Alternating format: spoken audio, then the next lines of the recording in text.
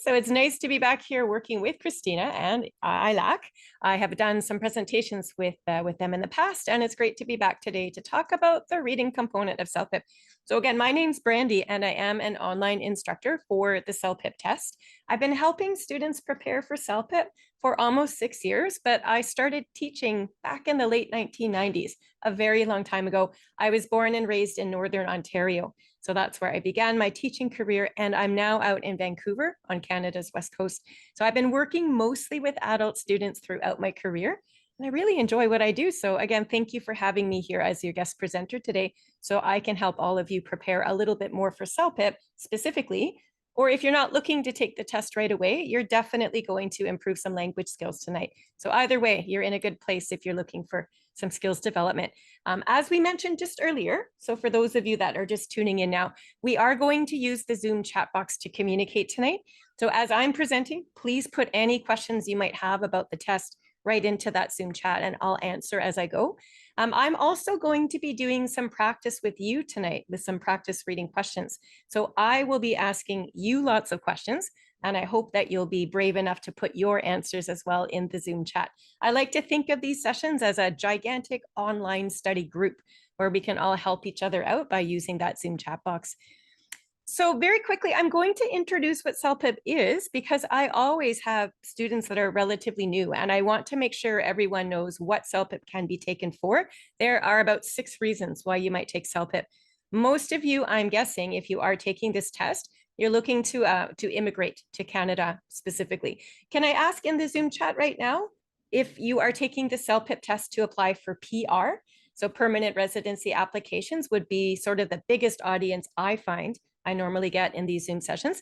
You might also take your CELPIP test if you're applying for your postgraduate work permit programs. So that's become another relatively common reason to take it. That looks like a lot of people are here for PR. So, and PGWP. So there you go. I hit the 2 of them there. Some people might take CELPIP too for a professional designation. So if you're in a chosen career or you're already working and you need to prove to the employer that you've got language proficiency skills, you could take it for that. You can also, if you're applying for citizenship, you can also take the CELPIP test.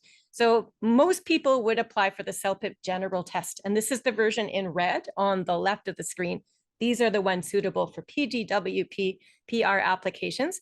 This is the longer of the 2 tests, and it will assess listening, reading, writing, and speaking. So it takes somebody at the most 2 hours and 50 minutes to complete. But if you're fast answering these questions, you will complete the test in much less time than that. So you have the control over when to advance if you finish early, which is nice. If you're taking the citizenship, I don't think anyone has said they are, but someday if you apply for Canadian citizenship, the good news is you can still take CELPIP, but you only have to test for listening and speaking. So that would require the general LS test, the one in green here on the right. And because you're only testing in those 2 language skills, it's only about a 70-minute test. So that sort of sums up why you'd be taking CELPIP. This probably doesn't apply to any of you. I'm not sure, but I'll mention it. Just as of a couple of weeks ago, the CELPIP test has now been accepted for Australian immigration. So if for some reason Canada doesn't become your goal entry anymore, you could take CELPIP and live or work in Australia with the score. So I thought I'd mention that more for fun, as it's just such a brand new idea. And if you've got friends or family that are considering moving in other parts of the world, they should know that CELPIP is an option for Australia as well as Canada. So we're very excited to be expanding overseas, as we say. Now, in today's session, we have almost about an hour together today. So what I'm going to do is introduce what the reading test looks like on the computer, simply because you're taking your entire CELPIP test online, and we need to know how to find information that we'll use to answer questions quickly. We'll talk about how the test is scored. So we'll keep that overview or introduction really short, and then we're going to get right into the actual test practice. So there are 4 parts to the reading in CELPIP, but today we'll have time to do 2 of them. Normally a session would be about 2 hours in length, but it's already late in the evening, Toronto time, and you've all had a busy day after work and such, I'm sure. So we'll look at sort of half the test. I'm going to show you where else you can find free instructional videos that will walk you through the other 2 parts that we just won't have the time today to do. Sayuri, if you've got a question, let me know, please, in the Zoom chat, and I'll answer.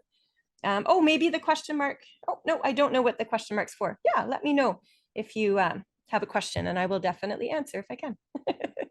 All right, let's get underway with the reading test overview then. So here are your 4 parts. The quickest reader, so people that have practiced a lot and work through these questions in due order, you will spend about 43 minutes of time working through all 4 parts. You have a maximum though of 56 minutes. So there's quite a range there. Again, you have the ability to advance yourself to the next reading part if you finish a little early, which is wonderful. So you're not sitting in the testing room longer than you need to be. You can see yourselves that there is a set number of questions as well as a set number of minutes for every single reading part. You do not have to memorize this information. It's really visible on every computer screen. But I think coming into this test, it's nice to know roughly that you're going to be answering anywhere from 8 to 11 questions per part, depending on the part you're working on. And you can expect to be spending anywhere from 9 to 13 minutes in total, give or take. So it's nice to have that expectation anyway. We'll take just a quick look here at the computer screen. So you don't have to read this. I know it's really small, but just note please that on the right-hand side of the screen is where you're always going to see those questions and answer choices. It's like that for all 4 reading parts on CELPIP. You'll use that scroll bar as we're demonstrating here to move up and down on that one screen. And over on the left is always where the reading passage will be visible.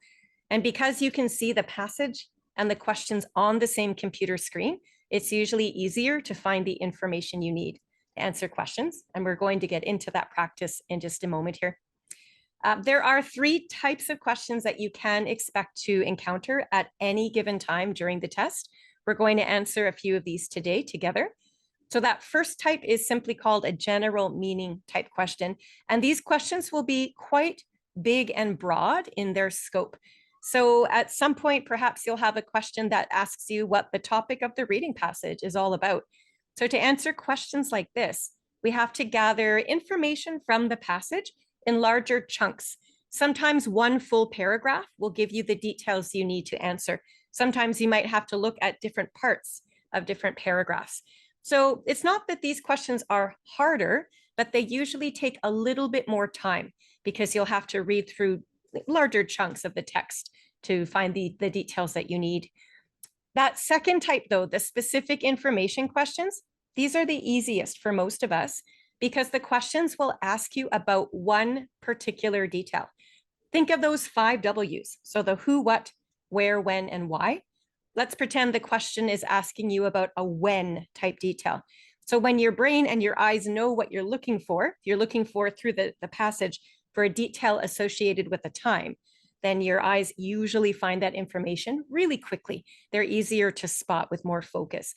Answers for, or details rather, for these types of questions will come from a very small section of the reading passage. Sometimes just one word is all it takes in the passage to find in order to answer. So again, these are usually easiest. They're usually the quickest to answer as well, which is nice. Inference questions, though, on the other hand, are probably the most challenging for just about all of the students that I work with anyway. And that is because the answer choices in front of you on the test, they will not be stated directly in the reading passage. So instead, we have to understand what we've been reading about, but then looking at those answer choices, we are going to use logic and reasoning to select the answer that simply makes the best sense. So what we're doing there is we are connecting personally to the reading material and we're making assumptions and we're drawing conclusions. So definitely your English language skills and your vocabulary knowledge, all of those skills are important here, but so too are the critical thinking skills.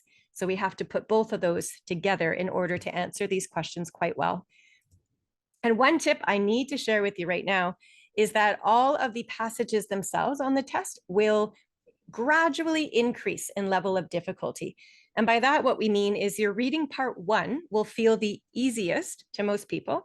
That's usually because the sentence structures are maybe a bit shorter and simpler and easier to manage. Even the grammar will be a little bit simpler. The vocabulary, I think you'll find more words that you understand or you know of the meanings.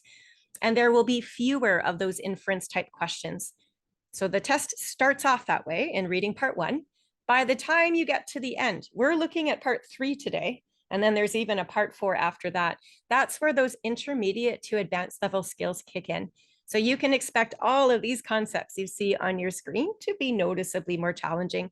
Sentences will be longer and more complex. The vocab, you'll probably see words there that you're maybe not too sure about, and you'll have to rely on different reading strategies to guess the meanings of these words.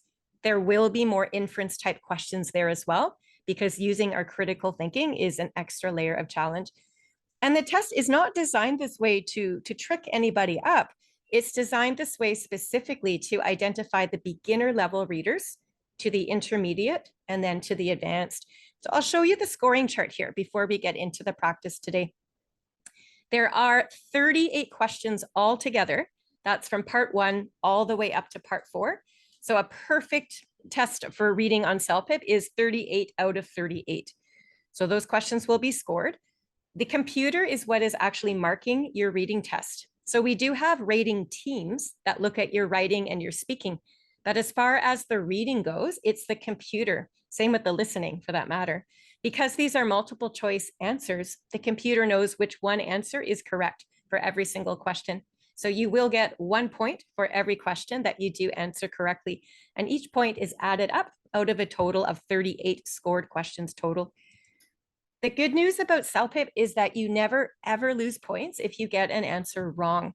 And I say that because honestly, if you do not know an answer, or maybe the time is almost up and you're in a rush and you don't even have time to think so hard about the answer you're choosing, I would advise that you simply take a guess. That would be what we call a last resort strategy. But honestly, there are only ever 4 answer choices to select between. And if you make the right guess, if you're lucky, you're going to get 1 point. And every single point you earn is going to get you higher to the top of this chart. So I mentioned that now. Now, a lot of you mentioned earlier that you're thinking of applying for PR status in Canada. If that's the case, and you would want to check the Canadian government immigration website, or the Australian one now, I suppose, if that's your goal. But for PR status, roughly speaking, most people would want to attain at least a level 9 across all 4 skills on the CELPIP test, if not a level 10. Because as you know, the higher our language test score is, the more points that we'll earn towards our immigration. So that would be sort of the minimum benchmark is a level 9. So looking at your score chart here, what that means for those of you with the PR status in your sites, you'd want to achieve about a 31 out of 38 or so in order to get that level 9. So I think understanding what you need to do or what score you need to earn a certain goal is part of your test prep, is part of your studies. It's practical to set yourself up for success when you know exactly what you need to achieve. Okay, so with that out of the way, I don't see any questions yet about background or scoring. So I'm going to jump in now to our test practice. But if you do have questions about what we've just discussed, please feel free to pop them into that Zoom chat and I'll answer later on when I have a moment. Okay, we're going to start with part 1. We're only going to do 1 practice question from this section because it is what I call, again, the easiest part of this test, but it's a fantastic opportunity for us to be introduced to some reading strategies that I'll share with you. We'll apply these strategies, and then we're going to take these strategies and apply them to the more difficult reading part 3. So we will focus more of our attention there as it's a more intermediate text. So your part 1, I'll just set it up for us before we look at the actual passage. It's called reading correspondence. And what that means, correspondence is like a letter of communication. So you will be reading an email for this particular question. It's an email from somebody living in the community to somebody else living in the community. It's always going to be based on day-to-day type situations. The entire CELPIP test is focused on your ability to communicate day-to-day. You'll have 11 minutes to answer about 11 questions. So that's also nice to know. So the main text is on the left. You're answering questions about that. There is a second little text to read through, and it's actually a short response to that first email. So I'll show you exactly what that looks like here in just a second. So for example, you could be reading an email from a customer who is emailing a bakery to order a special cake for a special occasion, like their daughter's graduation. Maybe it's an email from a colleague who is emailing a coworker so that they can travel to a conference together. So again, these day-to-day type situations that we're reading about on the CELPIP test, they're designed, either you've done these things before because they're quite relatable, or if you haven't done these exact situations, you can very easily imagine doing so. And I do encourage you to try to connect personally. If you really have experienced these situations, think about what you did, how you felt, and so on as you're reading these passages, because putting yourself in the shoes of the people that you're reading about is one way to understand better the ideas presented. So without further ado, I'm going to present to you the reading strategies that we will apply first to this part 1 and then to the more complex part 3 in a moment. This computer screen is really tiny, so I don't expect you to read the passage as it stands before you. You'll probably end up hurting your eyes. But what I simply want us to do is look at that very first strategy I've listed on the left. When we begin any reading part in CELPIP, I think it's best if we preview the computer screen. And by that, all I mean is simply look at the time. So I'll use my laser pointer here. So this will tell you what you're working on. It happens to say reading part 1. You'll see a timer up here. So I always like to look there first to remind myself, if I'm taking the test with my students as practice, we remind ourselves how much time we have. We can quickly scroll down with the scroll bar and just double check we understand how many questions there are. And we can also have a quick look at how long the reading passage is. So we're technically looking at the screen. We're not really reading yet. We're just looking, and looking. It maybe takes 4 seconds of our time. That's meant to be done quickly, right? So we have a time management plan in place. And then we get to the next step, which will take you a little bit more. So I like to call this simply skim reading. On any language test, you will be timed, whether you take CELPIP or any other test out there. And we will not, unfortunately, have time to read a passage very slowly and very carefully if we expect to answer all our questions before the time is up. So we must get really practiced at being able to skim read over, first just to grab the general ideas, and then we'll look for the more specific ideas. So here's tip number 1, specific to your reading part 1. We already know that this is an email. And what I've done here is I've just put the 4 paragraphs and numbered them so we can easily refer to them on screen. You won't see them numbered like this on the real test, but we'll look at the screen this way since we're studying together here on the computer. Because it's an email, what I would recommend we do first here is quickly look at the very bottom of the email. And we want to figure out who the writer of this email is. So this person happens to be named Maria. And then I would turn my attention to the top end of that email and look at the greeting. And we'll see, of course, another name mentioned. So the person reading this email, her name is Me. You're very welcome to write these names down if you want to. You are given paper and pen anyway in front of your computer. But I think it's probably good enough if we simply note what those names are and just keep track of them up here, because I'm sure there will be questions later on that mention either Maria or me. So I think knowing who these people are is simply going to help you understand better what's happening. So again, that would take you no more than 4 or 5 seconds just to look at the 2 names. That's the very easy part. I would recommend then what we do to skim, let's spend about 20 to 30 seconds at the most looking through, I would suggest the first sentence or 2 of every single paragraph. And the reason why I suggest the first sentence or 2 is because every paragraph in a passage like this is going to talk about one particular main idea. So before we even look at the questions and answers that we'll be working with, if we can figure out what each of these paragraphs talk about, so what is the topic or the main idea of each? When we get to the questions later, we'll have a better understanding of where to find the information we need. So skimming, again, sets us up for success with understanding, but it also makes it really fast and easier for us to find the details that we need to. So can you please have a look right now at paragraph 1? If you just even let your eyes quickly fall over the first 3 or 4 lines in print. Do that now. I'm going to give you about 10 seconds. Can you then maybe pull out 1 or 2 key words? These are words that more or less tell you what this is happening in paragraph 1. What's kind of that general overview? So I'll see if you're able to identify any keywords in the Zoom chat. And if not, that's fine. I'm going to demonstrate for you. But I thought I'd give you an opportunity first to see if you can handle this part on your own to start. So probably just the top would be good enough for now. Yeah, that's about right. Yeah. Now, Philippe, you're looking at paragraph 4. We're not ready to go down there quite yet. Let's just focus on paragraph 1, if you don't mind for now. Yep, definitely there's a graduation, Katya is saying. And Janardon as well has got Marco's graduation. Nice. I'm glad that you mentioned that name. Sometimes those 5 W's are always important. So the who, what, where, when, and why are things that I take note of as well. So you've got the what, there's been a graduation, and you've got the who. It looks like Marco is the one that's graduating. There's probably just a couple of other little tiny details I might mention. And if you don't mind, for time's sake, I'm going to just underline. This is a good demonstration of what I'm asking you to do. So I just sort of underline briefly on your computer screen where my eyes took me as I was skim reading over. So the first part I underlined because it looks like Maria, who's writing this email, is replying in the first place to me. So I thought that was worthy of me taking note of that. But the more important part, which you've identified, is that it looks like Marco has graduated, right? Over, and it looks like too that Maria's family is visiting. So this appears to be taking on a family situation or a family story. Can I quickly ask an inference related question? In the Zoom chat, would you kindly tell me who you believe Marco to be based on just the underlined sections of paragraph 1? I mean, we'll find out probably as we continue to read, but a good reader is always trying to think ahead.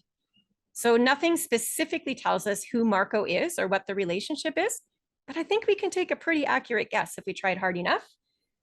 And as I look in the Zoom chat, everyone seems to be agreeing that Marco is probably Maria's son. And I would have to agree with you on that. If Maria is responding to me saying, sorry, I've been so busy with Marco's university grad and my family's visit, we assume Marco's got to be part of the family. And it just seems like a natural conclusion that Maria is very likely the mom in this situation. Now, as we continue to read, we might find out we're wrong. Maybe Maria's the aunt for that matter. And if so, that's okay. We'll have to adjust our thinking. But these are the types of skills that the most effective readers are able to handle as they go. Whatever is in front of you in print, use those clues given to you to make sense of it as you read. Now, we won't bother reading the rest of paragraph 1 for now, because remember, when we skim, our sole purpose is to find just the overview, just sort of the main topic. So again, from the introduction here, it appears that Marco's graduated and me's been very busy. So I think that's enough for now. On to paragraph 2. Can you figure out what paragraph 2 is all about? I see Marco's name again in that top line, but can you identify, please, the focus of paragraph 2? Sure, Marco's graduated, that much we've already learned, but what's happening now in paragraph 2? It's a little bit of a different topic altogether. Yeah, and this is designed to be done quickly. Look at how quickly everybody's answers are coming in. Love it. Yeah, Marco is there. He's been offered a job in Tokyo and he's leaving soon. So it looks like we have a who, a what, a where, and a when. So you're noticing that once again, those 5 W's almost always come into play when we're looking for those key ideas. So Marco's graduated and he's off to start a new life in Tokyo. He's accepted the job, obviously, as he's leaving very soon. So that's enough for now. We don't need to spend more time. If we continue to read paragraph 2, we understand that we'll learn more about the job. I expect to learn what this job entails and so on. But for now, let's leave that off. We'll get to that later if there's a question about the job. But remember, for right now, we just want to know, what are these paragraphs about? Up to paragraph 3, looks like a short one. I see Marco's name yet again, but what's happening here in paragraph 3? There's a slightly different focus yet again. Let's see if we can identify it. I see a new name, as a matter of fact. Yeah, good. Woo, Shobit, you have summarized that very clearly in your own words. Nice. Yep, so if your brain is thinking that way, wonderful. Sometimes it's just a matter of identifying a word or two. But yeah, we know that Marco's happy. That's what it means to be over the moon. But Maria is writing here, Jack and I are having a tougher time. So that's another inference related question. Who's Jack? He just appears in this email. We don't yet, nothing says who he is. Can you take a guess though? If Marco's the son and Maria writes, Jack and I are having a tougher time with him going away, who can you assume that Jack probably is in relation to Maria or in relation to Marco? I guess you could do it either way. So again, this is inference. These are those critical thinking skills that right now are pretty straightforward. But when we get to part 3 and part 4, they'll be a lot more challenging for sure. Yep, so Janardon, I think that Jack is Marco's father, which would make him Maria's spouse. So it looks to me like they're a family unit. And the reason we might argue that is, again, think of your own life experience. If you have children that have moved away from home, chances are you and your partner are maybe a little bit nervous, right? You're having a tough time. It's natural for parents to worry. So that's one reason, perhaps, why we would all make the assumption that Jack and Maria are very like the parents to Marco. And because Maria is the one writing, when she says Jack and I, we understand that she means herself. So we always, whatever inference we make, we always just want to be able to explain why we think that way. And if we have a very logical reason for assuming that, then we've done our jobs well for inference. So that whole paragraph talks a little bit about, the family unit and going to Miss Marco and so on, it looks like. Paragraph 4 at the end, this is your conclusion. And in an email, a concluding paragraph usually summarizes the gist of what's been discussed, but it almost always leaves a next step, a request for future action. So have a look through paragraph 4. I think there are details more or less from the top and the bottom. If you look in the very top line, you'll see immediately what Maria is planning, but there is also a request.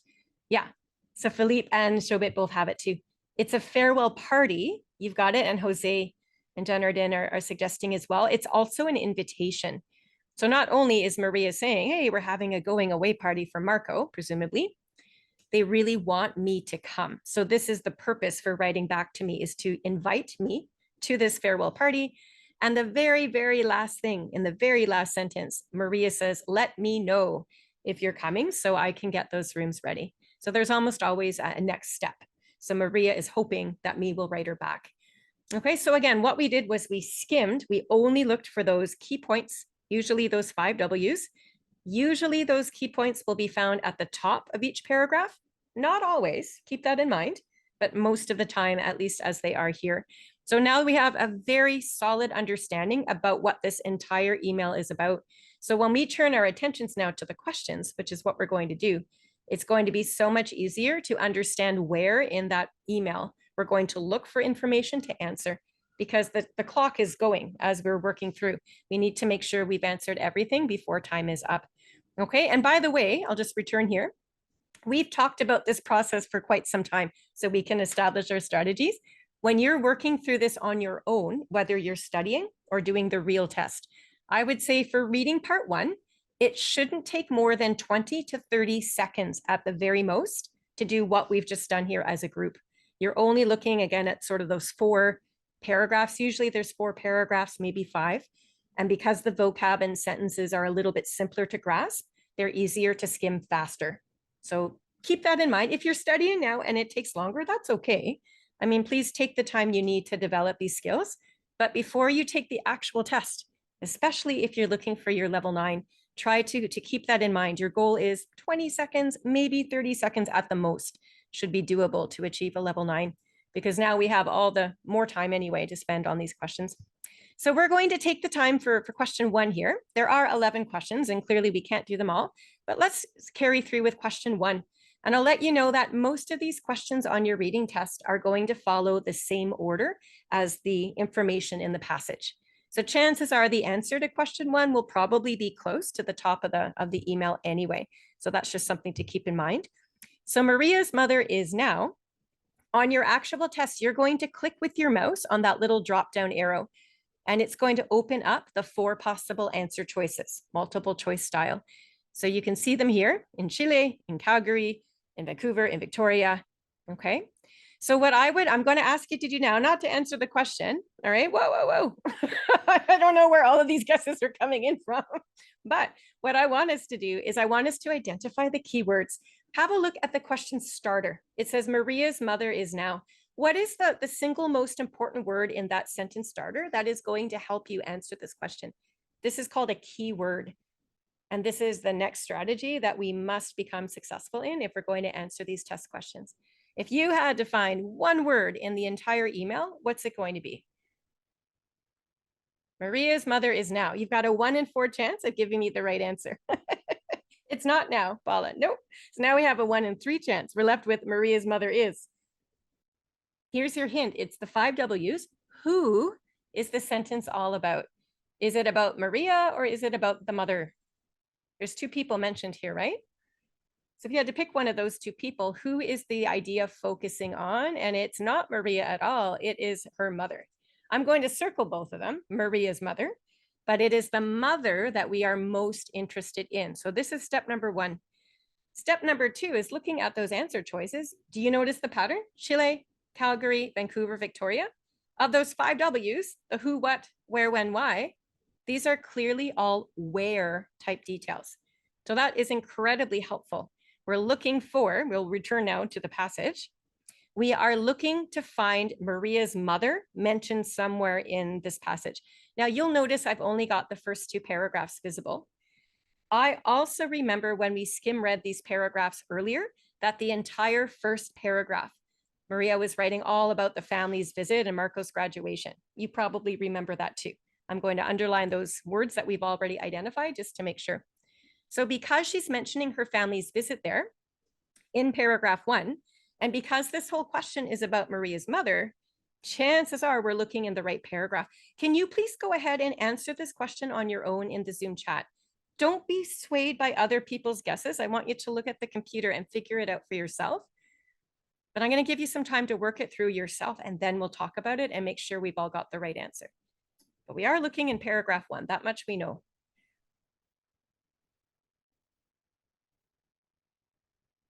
Okay, so look at all the different answers coming in, which is fine.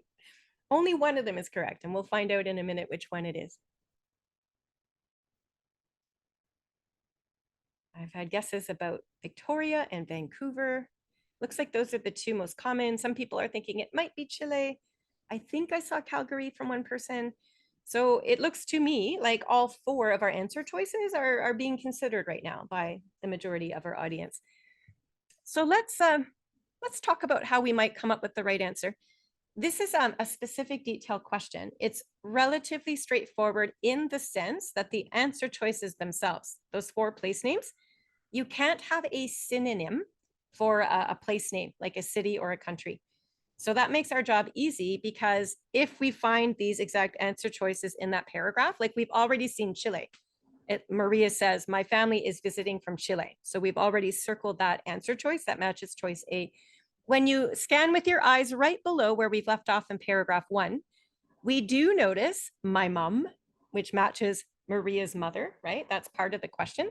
And right below where it says my mom, as we keep looking, we notice that there are 2 other answer choices, namely Vancouver and Victoria, that are also identified as one of those 4 possible choices. Calgary is, oh, I'm sorry, I missed Calgary. Calgary is mentioned too. I just forgot to circle it. At any rate, we can find all 4 answer choices in this paragraph. So just finding the word and matching it is not going to be good enough now to answer this question. So this is where we have to put a little bit more thinking or more thought into it. We're trying to figure out, look at the question. Maria's mother is now. This is the important part. Where is she right at this moment? So Chile was mentioned first. So the family is visiting from Chile, but that doesn't mean she's in Chile now. It just means that they came up to visit, right? And we understand as well, if you look at Vancouver, I'll use my laser pointer to help out here as well. She says, after the celebrations, meaning the graduation ceremony, she says, we took the family, her family's visiting from Chile. So she took her family sightseeing here in Vancouver. So after Marco graduated, they toured around Vancouver. That was mentioned here, but I'm not confident that that's where they are now, because then Maria continues and she says, they left, meaning the family left yesterday for Victoria. That's an answer choice. Okay, so they're at least in Victoria. What about the rest of the story? They will catch a plane back home from there in 3 days. We know home is Chile. So this part, Chile is in the future. They haven't yet made it back to Chile, but they're no longer in Vancouver. They did that earlier. Remember, they've only just left yesterday for Victoria. So if you look at all the clues, and I apologize, I forgot to circle Calgary, but this is just, I guess, where me lives. But when you look at all the clues, where the family is now, where the mom is right this second, would have to be in Victoria. So those of you that answered Victoria did indeed have the right answer. So it is a specific detail type question, right? You're only looking for one particular detail, but there's a little bit of a twist in the sense that it's rare, I think, to have all 4 answer choices listed in the same paragraph. So it's really not helpful just to notice the words that match. You do have to do the reading, and it's the verb tense. And this is another reading strategy that is so helpful. It's looking at what time frame the question is asking you to focus on. It's not where they came from. It's not where they're going. It's where they are right at this moment. And sure, they left for Victoria yesterday, but according to this passage, they're still there. They're not going to be flying back to Chile for another 3 days. So that's sort of that critical thinking piece that I was mentioning. Anyway, it looks like a lot of you had figured out it was Victoria. Excellent. If you weren't too sure earlier, I'm hoping that it makes more sense now going through the logic of it all with the reading strategies attached. Anyway, you would answer all 5 questions there, or 6 questions, I guess. There is a second set of questions that we won't take the time to do today, but you would apply these exact same strategies to answer. I do want to spend more time on your reading part 3 because this is where the test really jumps up in its level of challenge. This would be what I call more of the intermediate level of reading. So it's called Reading for Information. And it's also a very different structure from the rest of the reading test because for reading part 3, you're going to have exactly 4 paragraphs, no less, no more. Each of those paragraphs are designed to tell a story, not a story, it's like an information article, like a newspaper article. And it's designed to teach you about a person, a place, or a thing. So you're reading for information specifically. There are no opinions at all. It's all fact-based. So for instance, you might be reading all about the habitats of one particular animal. A habitat is where an animal lives, by the way. It could be an autobiography, all about somebody's life, like a famous celebrity. So you will be learning all about this person, place, or thing by reading. You'll have 10 minutes to answer about 9 questions. And I'm going to show you just the structure here so you can see how it's a little bit different from the email we've just looked at. So you can see the 4 paragraphs, all right, but you notice those letters right before each paragraph. It goes A, B, C, D, and there is a little sentence there that was labeled E.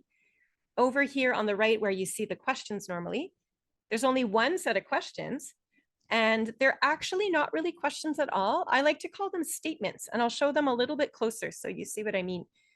So do you notice this time that we're not filling in any sentences? It's not like a fill in the blank like we've done, or we just did anyway, in that reading part 1. Instead, all of these answer boxes, when we open them, they all read A, B, C, D, or E. And it's like that all the way down. So the sentences or statements are intact. All right, I'm seeing in my Zoom chat that some people are saying they've got issues with reading part 2. Unfortunately, Anchal, in 1 hour, I can't do all 4 parts of your test, but I'd love to come back another time and we can do a lesson in part 2 if it's helpful for you. We'll see. But let's focus on part 3 here for now. Okay. Those statements, those all 9 of them, your job for your reading part 3 is to match them clearly to one of these 4 paragraphs. So for instance, if you read the statement number 1 and you find the ideas there are discussed very accurately in paragraph D, just for example, then you're going to select D as the answer to number 1. It's a matching activity.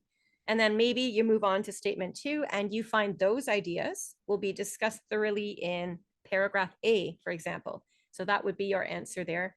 So what makes your reading part 3 challenging is that there's no pattern to it. All other parts of the reading test for CELPIP usually follow, the questions will follow the same order as the passage, usually, but not for reading part 3. There's no pattern. It's completely up to us to rely on our ability to identify the keywords in the statement and to match those keywords to ideas being discussed in the text. What adds extra challenge here is that the vocabulary and the ideas both are going to be at a much more difficult level than the reading part 1 that we just completed. So we're going to probably have to rely on some reading strategies to even guess the meanings of some words that we're not too sure about. So I'll go through this with you now and see if I can help. At the very bottom, you'll see that there's an E and it has 1 sentence. It just says, not given in any of the above paragraphs. So from time to time of those 9 statements on your test, one of them might not be discussed anywhere. Or maybe half of that statement is there, but the other half isn't. It's inaccurate. And if that's the case, your answer for those types of statements would be E. You're indicating we can't find it anywhere. Okay, some tests you might have the answer E a couple of times. Other tests you might not have any answers E. Again, there's no pattern. So we have to look at each individual statement to itself, and we have to also rely on our ability to match and understand. So first things first, we will apply those same strategies that we've just done in part one. We're just going to do them on a much higher level here. So I would recommend, you've got those 4 paragraphs circled, A, B, C, and D. Can you please skim read over the first sentence or 2 of each of those paragraphs? What I want you to do right now is ignore all the really hard words that you don't understand. What I'd like you to do is look for words that you do understand, but more importantly, see if you can find a word or a couple of words that are repeated over and over again. If you find repetition, usually that's what the main idea of the whole passage is. Can you do that now? Just have a look. First sentence, paragraph A, paragraph B, C, and D. See if you can identify that repetition. In fact, it might even be a word you've never seen before, if I'm honest. But you should see a word that's been repeated 4 times. And that is an enormous clue that clearly that's what this passage is all about. So let's see if we can find that. And it will take more time to skim these sentences because they're longer and more complex. So I'm not surprised it's taking longer to find the information here. That's normal. Yeah, I'll give you about another 10 seconds or so. Okay, looking good, looking good. Okay, so if you don't mind, I don't want to rush you. If you're studying at home, you've got all the time in the world. But as we have a limited time in session, I'm going to go ahead and circle the word that a lot of you are putting in the Zoom chat. In case you didn't see it, here it is for you in green font or green circle. So it's narwhal was mentioned right away in paragraph A, and then B, C, and D. So narwhal is mentioned all the way through. I would guess then that this article is probably teaching us all about this narwhal. Some of you might not even know what a narwhal is. So if you don't, there's a really easy way to find out when you know where to look. Usually paragraph A, because it's your introduction, it's going to define for you what the focus of this whole passage is all about. And if you look back to paragraph A right now, the very first line says, the narwhal is.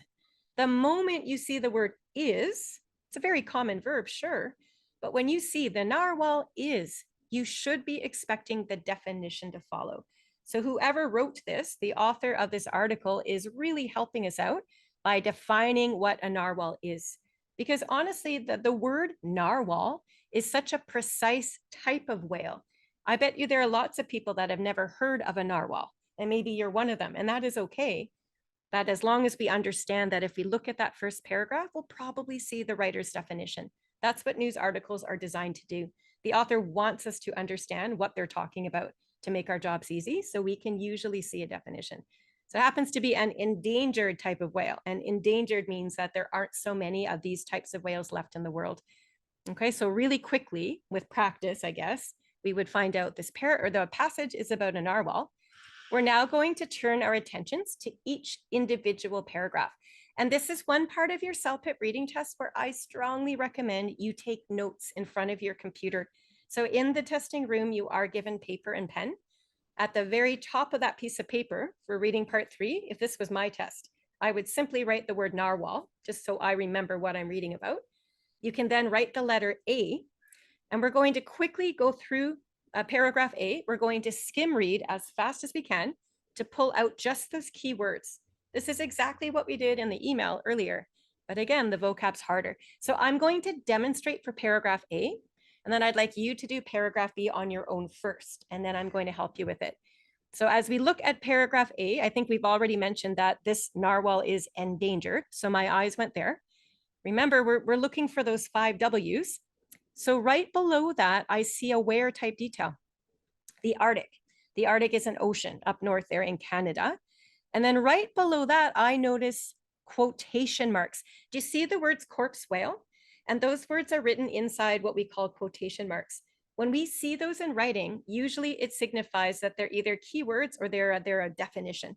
And that's what this is. The word narwhal we're reading actually means corpse whale.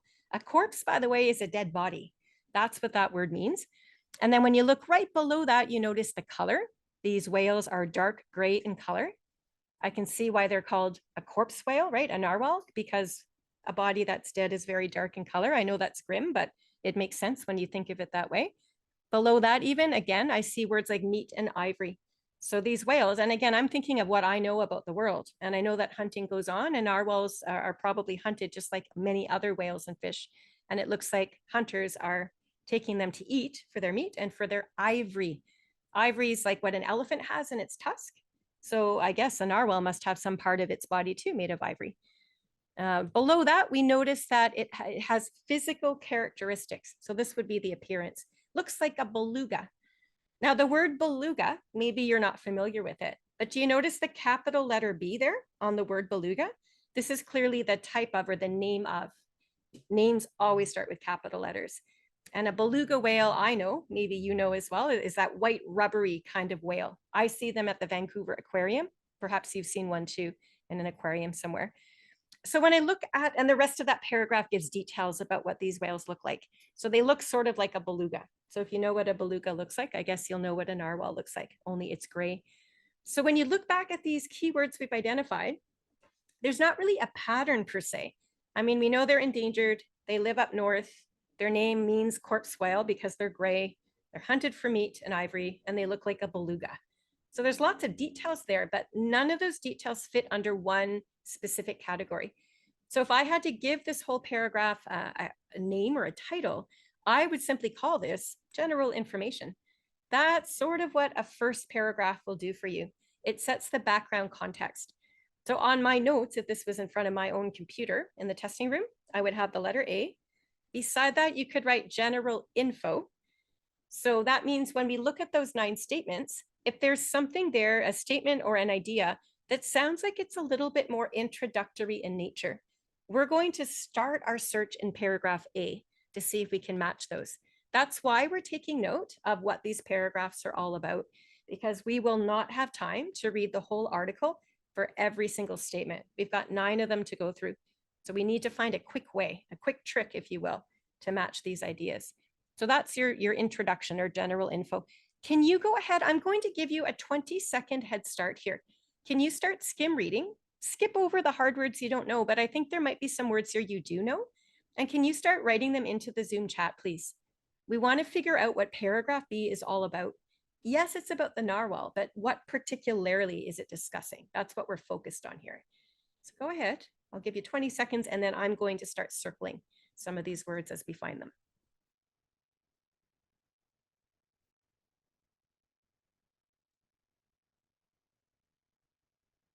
You know, fast some people are putting in ideas. This is great. And again, not everybody is practiced like that. To be successful here, you're looking at least a level 8, CLB 8, possibly a CLB 9, just to sort of get into the structures. So if your CLB level currently is lower than that, this is going to be quite difficult, but please follow along and at least observe the strategies too. Okay, a lot of people are right away understanding that this has to do with characteristics. Right in the top line, I noticed characteristic, which is basically just what a whale looks like, I guess. And then did anyone mention the tusk? Somebody mentioned the tusk. I'm just going to do them in order. So it looks like these narwhals have a tusk, and it looks like the male of the species, that tusk comes out of the forehead. And if you don't really know what a tusk looks like, the author is again helping us out. They're saying it looks a bit like a unicorn. So if you are into fantasy movies or stories and you know what a unicorn looks like, you can imagine the narwhal whale. So unicorn is a horse with a horn on the forehead. So imagine that, but just on a whale that's swimming in the ocean. There's always ways to sort of get around. If you don't know what a tusk is, it's kind of like a unicorn's horn. But we're told here, and somebody did identify that this tusk is actually, it's not a horn at all, it's a tooth, which is fascinating. It looks like the 2 teeth have different purposes. We see one tooth here, and the other tooth is inside the skull. I guess we never see it. And that's all just about the male's tusk and what it looks like. The last part of this paragraph, somebody identified, is talking about the female tusks. And it looks like they're a little bit more regular and so on. We don't need to get into details yet, but we do know that this paragraph is telling us what a male narwhal's tusk looks like and a female's tusk looks like. So if you had to give this whole paragraph a title, what would you call it? So on our outline, for paragraph A, we said introduction. For paragraph B, what does this whole paragraph, what is it about? If you could list 1 or 2 words. Let's see here. Characteristic is coming in. Yep, you can just copy them right out of the paragraph. It's fine. Appearance works. Amora, yeah, I think I went with characteristic, but I think I actually like appearance even better. But either way, as long as you understand that paragraph B talks about what these tusks looks like on a male and a female narwhal, then that's all you need to know. So we've written that down as our title. And we're on to paragraph C, which is the longest. Okay, have a look at the very top line there. Do your eyes land on that word tusk again? Right in the top line, I'll circle it. So paragraph B was also about the tusk, but it talked about the appearance or the characteristic. Because I'm noticing here purpose of the tusk right in the first line, I'm guessing that this whole paragraph is indeed about what this tusk is used for, what the reason is. All right, and we'll do this one together just for time's sake, if you don't mind. It looks like there's a legend made up to describe what this tusk is doing on the male narwhal's forehead. It looks like scientists don't really fully understand. I noticed that they're rather puzzled. And I think that's why somebody created this legend to try to explain. It's like a story, like a folklore myth, right? And then as we keep looking down more towards the bottom, I'm skipping over the story of the whale. I noticed that it's a mystery. This tusk, the reason for this tusk remains a mystery. So scientists really, truly do not know what this tusk is used for. And as we continue to skim to the bottom, we learn that there have been studies done by these scientists, but the studies can only suggest what the tusk is for. They don't know for sure. That's a lot of information to discover. And I think the very bottom gives us theories, like maybe the tusk is used to determine the salt in the water, the levels of salt. Maybe it's to detect food, but they don't know for sure. All right, so lots of info there. So this whole paragraph is about a tusk, sure, but we have to distinguish it from paragraph B. Paragraph B is appearance of tusk. Paragraph C is purpose of tusk. So when we look at those statements, depending on what the focus of those ideas is, we're going to know which paragraph is going to be the more accurate one to look at. All right, on to paragraph D. Just look at the very first sentence and you'll know what this whole paragraph is about. What is the key word in the first sentence there? You've got 5 words to choose from. Let's play this game again. Which one word gives you the answer? Even before you look at the rest of the writing, we should probably know already that this entire paragraph is very likely, as Katya is saying, tell us about the behavior. And that's not surprising. Oftentimes the first or even second sentence of a paragraph gives you the focus. It's still about the narwhal, but we're learning about the behavior. And it looks again like they've given us info about the males and the females. So the first part talks about how males sometimes rubs their tusks together. Really, they don't know why for sure, but maybe that has to do with mating. They don't know, right? What else can we read? Narwhals sometimes, or narwhals are rather, migratory. So that means they move around in the water. Trying to learn more about that, I guess, because we truly, truly don't know. And it looks like with these studies, they've even tracked these whales so they can learn more about them. So on your little outline, you're going to write D, behavior. That's what this whole paragraph is about.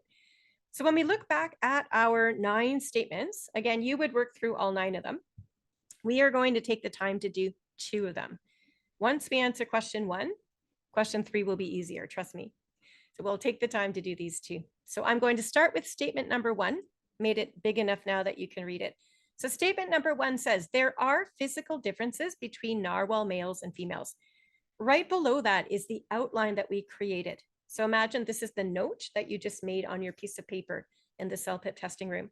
You'll have that piece of paper right in front of you as you're trying to complete these answers. So if you had to pick one of those 4 letters or 4 paragraphs to look in first to see if you can find information that confirms that there are physical differences between the males and females, where are you going to look? And honestly, there's really only one obvious answer here. So this is the trick with reading part 3. It's simply knowing where to look and then finding the details you need. That's how you finish this part of the test on time. Do not read all 4 paragraphs because you will not have time, I don't think. Yeah, and some of you, everyone has said anyway. It's B, yeah. So characteristics is the word that I went with, I think. Some of you said appearance, and I like that even better, to be honest. But I think both of those ideas match what we see in the statement. When we're talking about the physicality or the physical differences of the narwhal, that's why we're looking at the characteristics of the tusks. Tusks isn't mentioned in statement 1, but we're still focused on the appearance.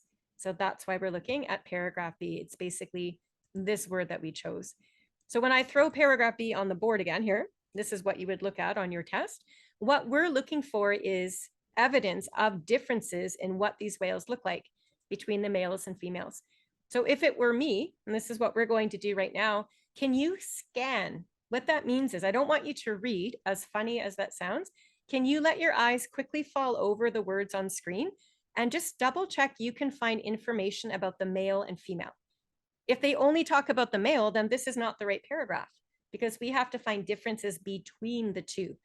So the two of them have to be mentioned somewhere. So do you see something about males and females? I can't think of synonyms. You wouldn't say man and woman, not for a whale. Probably the male and female. You'd either see those words in here or you wouldn't. Take about 10 seconds even. Let me know in the Zoom chat. Do you see those words, male and female? They both have to be there somewhere. So just look until you find them. Males is there. I see that right away. Yeah, they're both there. They're both there, right there. Males and females.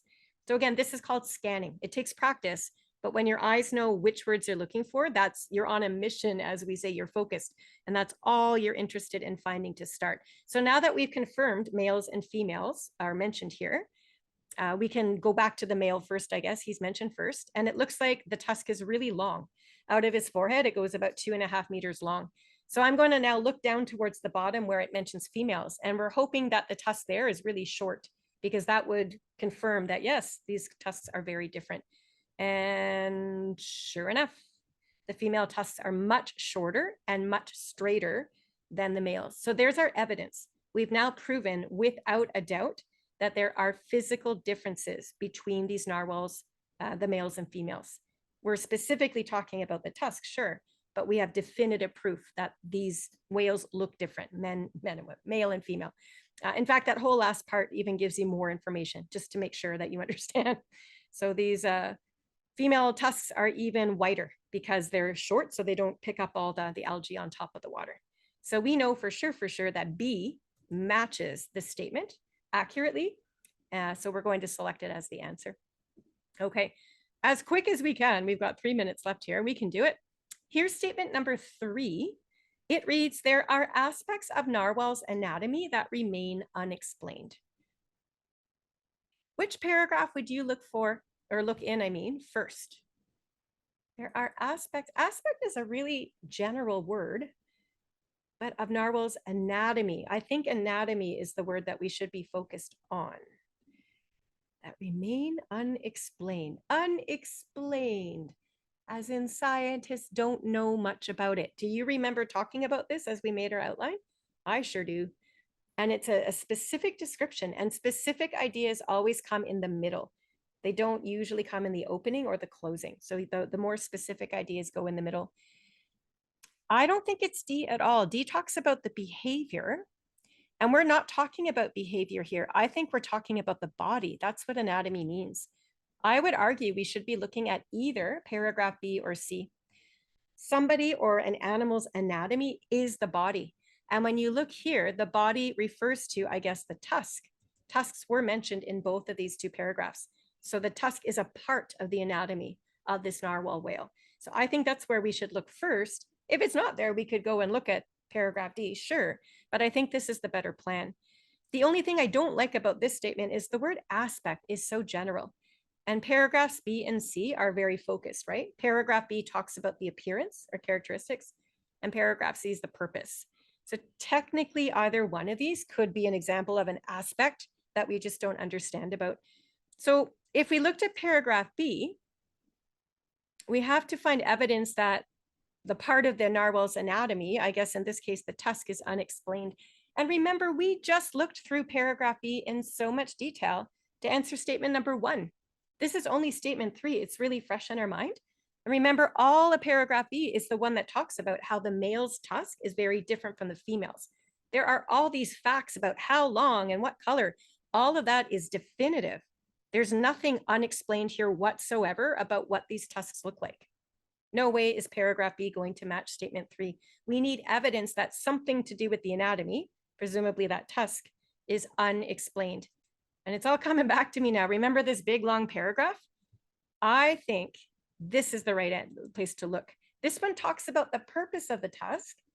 Can you have a quick scan through paragraph C and find a couple of vocabulary words that suggest scientists really don't know? So match one of those vocabulary words to that keyword unexplained. If you can do that, I think you're looking in the right place. Okay, Lalita and Jose are quick in the Zoom chat. As a matter of fact, Lalita chimed in right away, and I'm glad you did, because it was the first thing I looked at too. It's right up there in the second line. The purpose puzzles scientists. They truly, truly don't know. And remember, this is the whole paragraph, the whole middle part here. This whole section is this big long legend. It's an Aboriginal story, I guess, that is been created to explain why this task exists and what it's for. So we create legends when we're truly not sure. And then the other one Katya gave us, and I think Jose did, was the fact that it's still a mystery. So scientists are puzzled and things are a mystery, and all we can do is suggest ideas based on these studies. All of those words definitely accurately convey the thought that the purpose of this tusk, or that part of the anatomy, is just unknown. It's completely unexplained. I think we've got lots of proof in paragraph C to definitively match it. So that's how that one's done. So yes, there are 9 statements, but there are only 4 paragraphs. And this is important. Once you look at one paragraph in a lot of detail to answer one of those questions, when you come back to that paragraph later, those ideas will be fresh up here. Remember, we just did that. We looked at paragraph B and said, wait a minute, we just looked at this. This is all about male and female tusks looking different. It can't be the right answer. So on we go. So this is why I say it's a bad idea to read every single paragraph slowly and carefully, because you don't need to, quite frankly. When you know which paragraph to start your search, and when you also become familiar with the content as you examine the paragraphs over and over again, because you've got those 9 statements, you're going to know where to look and then when to move on and keep looking. All right. Anyway, I'm going to stop sharing my screen right there. We are at time, and I know Christina has definitely some ideas about her courses at ILAC that we want to hear about. So I'm going to pass the mic back to her. I'll still be here to answer questions too, if you'd like. Thank you so much, Brandy. Great insights. I see everyone engaged. So thank you, everyone. Lots of answers, everyone complimenting you, Brandy. Thank you so much. You're the best. You're awesome. Thank you so much, Brandy. Thank you so much for the insights. So yeah, everyone seconding, the thoughts. So thank you guys for tuning in tonight.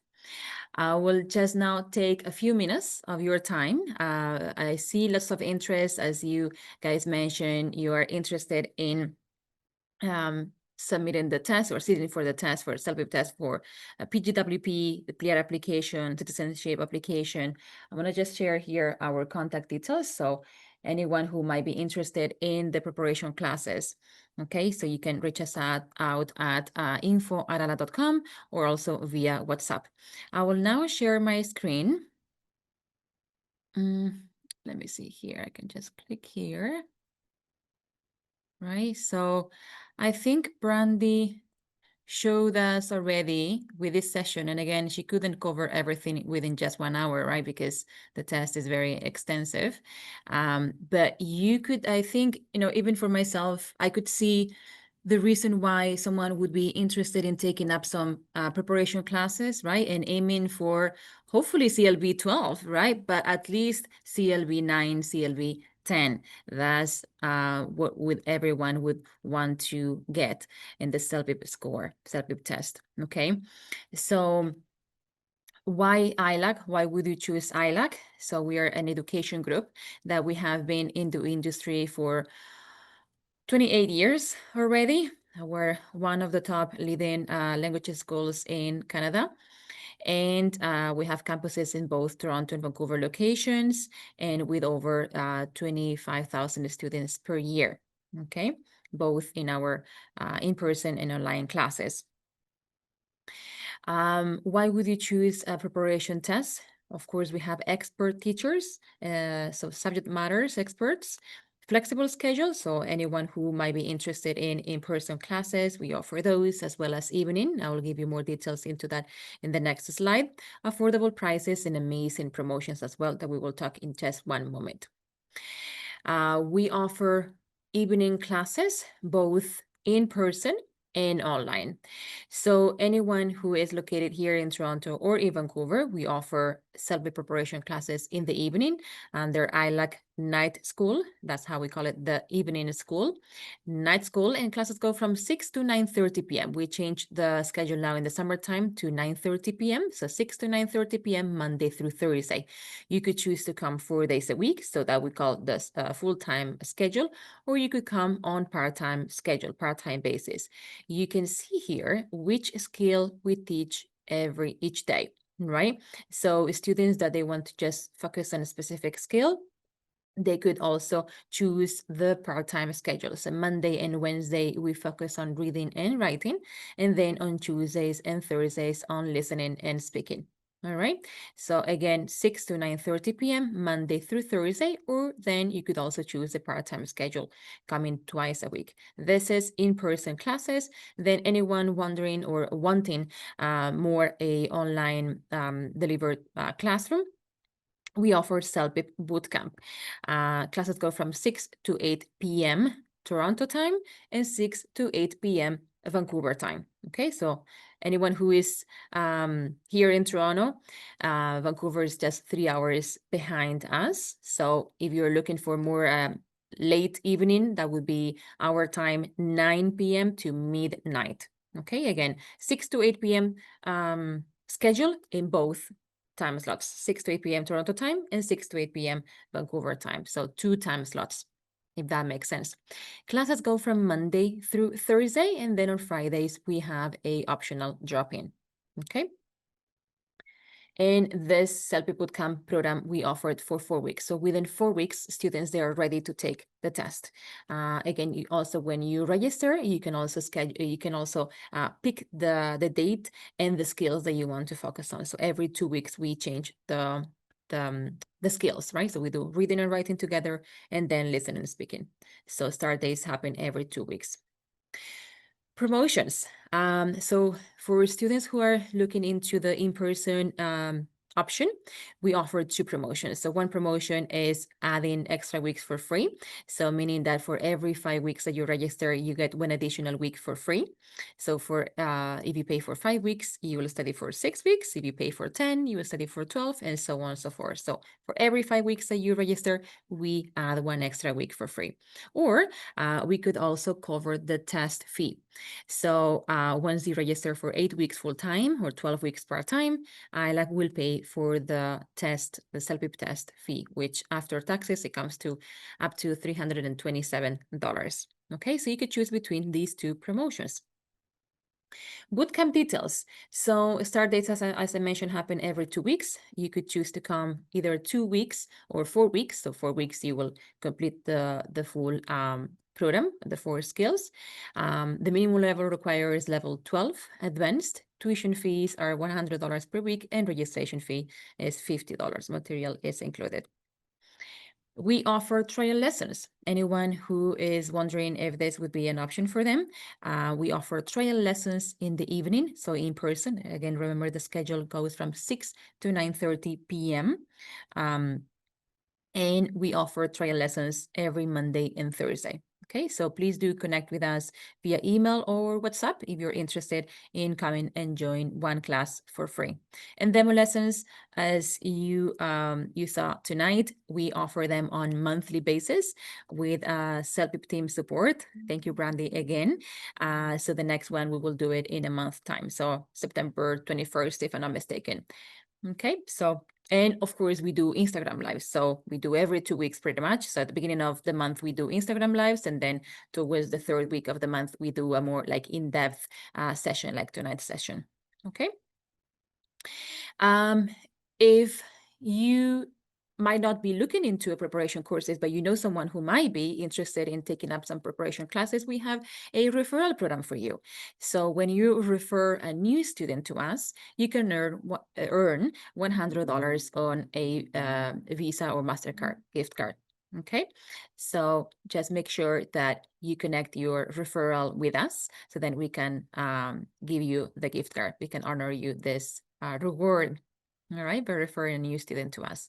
Where can you contact us? Where can you find us? So if you're in Toronto, you can find us at this location, 425 Bloor Street East on the 4th floor. This is literally on top of Sherbourne subway station. So Sherbourne is on the green line, just one station east of Yonge and Bloor, Sherbourne subway station on the green line.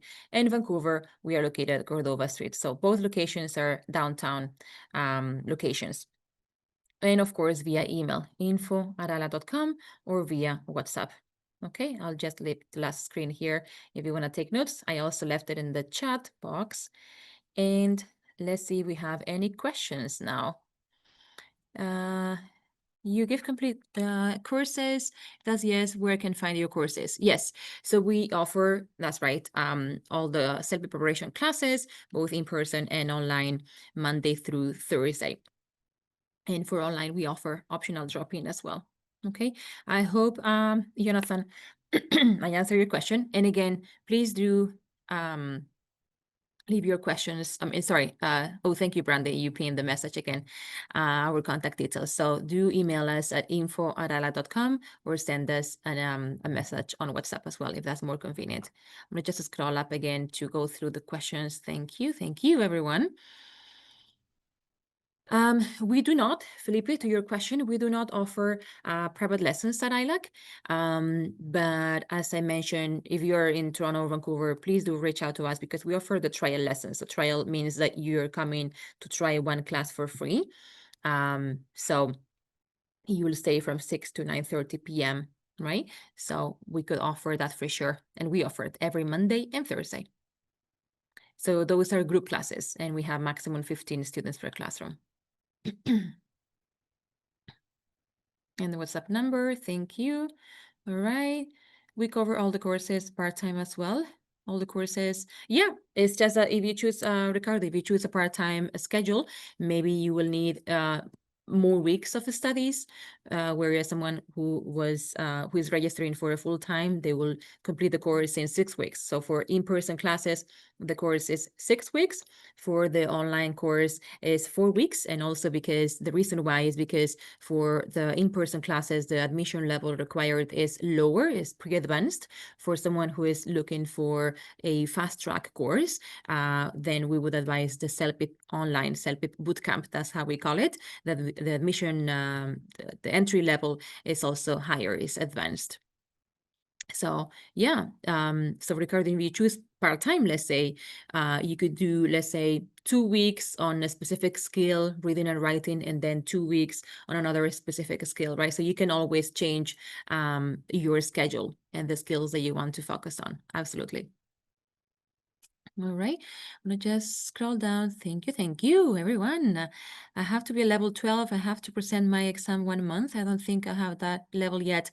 So Christian, don't worry about that because first, we need to assess your English level. Like anyone who wants to register to our preparation classes, we will have you take our initial assessment test unless you have already taken the CELPIP test before or any other proficiency test, right? So then we will mirror that level and you don't have to take our assessment test. Otherwise, you will take our assessment test. And then based on that, we will give you, an estimate, like a customized study plan. But if you are not a level 12 for the bootcamp, again, remember that we do offer CELPIP classes at a lower level, but in person. Okay. This is good and flexible. Thank you. Thank you. Will you be holding any online sessions soon to explain the requirements for applying for PR or TRV? You mean like visa or PR? So we do have online sessions. So Cesar, I think you're in our newsletters. So you're receiving our newsletters, so we do have immigration seminars happening. So please stay tuned because then that's where we'll be talking about the requirements for your PR and where are the steps and so on. Yeah. what English course do you recommend to achieve the level 12? CLB 12, you mean, Katia? So then CELPIP, right? CELPIP exam preparation. English course. And again, first, if your level is not the level required to take any of our CELPIP preparation classes, then you would start with Foundation English or General English classes. And once you reach the minimum level required, then you can switch to the CELPIP exam preparation classes. How do I know I'm a level 12 myself? So again, Ling, we will assess you, right? You will need to take our assessment test. So then that's when we will know what's your English level. And then we will place you in the right level. And as I said, if you have already taken any other proficiency test, then we will take that into account as long as it hasn't expired, still valid. You need to register a SAP, Ricardo. Yes, so we're here for you, right? So please do reach us out. I'm gonna just copy and paste again our contact details. So then you guys know where to find us. So info@ilac.com, this is our email. Or if you prefer via WhatsApp, yes. If you are not so sure if you're in Toronto, Ricardo, but so Toronto, we are 425 Bloor Street East, 4th floor. You're in Vancouver. Okay, great. So let me just now. So it's 1168 West Cordova Street. Okay, that's where we are in Vancouver. And then for Toronto, in case we have anyone who might be shy to say it, but I want to just also take the opportunity to write it down here. So 425 Bloor Street East, 4th floor, Toronto. There you go. All right, so you have both addresses there. And I can, since I have my screen on, why don't I just go once? Why can't I go? Let me just stop sharing and we'll share again so then you can see the screen with the locations. Oh, share. All right, I have it here. Current slide. Let's see if technology is on my side. Okay, no. Okay, I think I'm gonna just stop sharing. You have the address in any case in the chat box. All right. I'm gonna just continue scrolling. Do we need to pay for an assessment test? Deogratius, sorry if I don't pronounce your name correctly.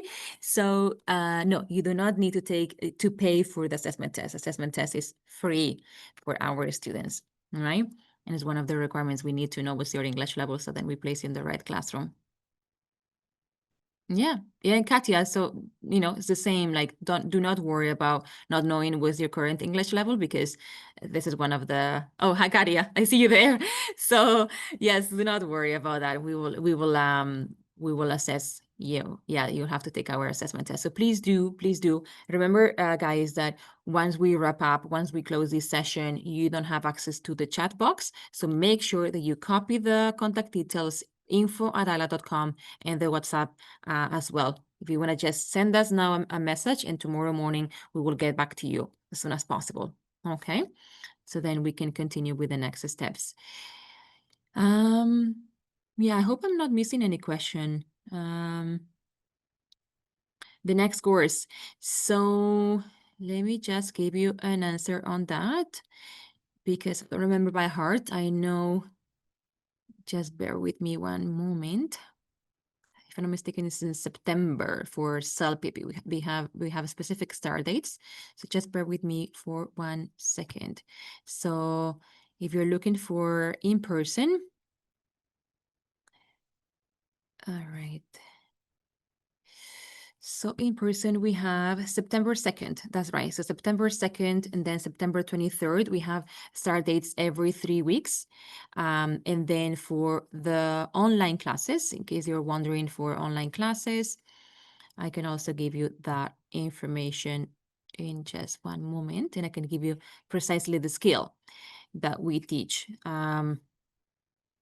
So for online classes, September 8th, September 25th, actually. So it's next Monday.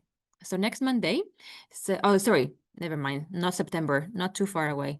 Sooner, August 25th. So August 25th, next Monday, we have a new CELPIP intake for online classes, and we are starting with reading and writing. So from August 25th until September 6th, we will do reading and writing for 2 weeks. And then from September 8th, we do listening and speaking. Okay.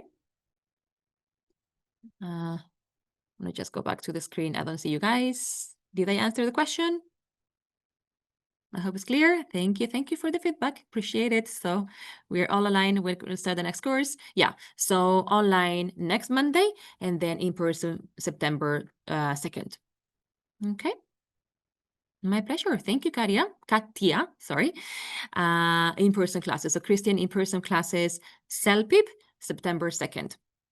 But again, do not wait until the end. Let's start, answer your questions, connect with my colleagues, and then we will assess your English level. You could come also and try one class for free, even though if the next session doesn't start, but you could come and try one class for free. As I mentioned before, we offer those in person, right? Every Monday and Thursday.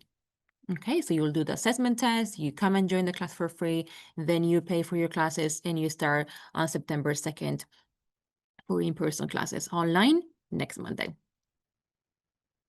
Okay. All right. Any other questions? I'm going to just copy and paste it and just to leave it because for some reason, I don't know if we can pin the messages here on Zoom. I don't think it's not like on Instagram that I like it that we pin it. So, right, Brandy, when we do the Instagram sessions. So again, info@ilak.com or then the WhatsApp number +1. Don't forget about the country code if you're messaging from an overseas number, right? So +1 is the Canada country code 236-333-2007. Okay. So thank you, everyone. Thank you for tuning in tonight. Lots of engagement. We loved it. And thank you. Thank you for connecting. I know it's too late for you in Liberia, so thank you. All right. Thank you, everyone. Thank you so much, Brandy, again, for your support. My I'm pleasure. going to Thanks, just everyone. stop recording and we will share this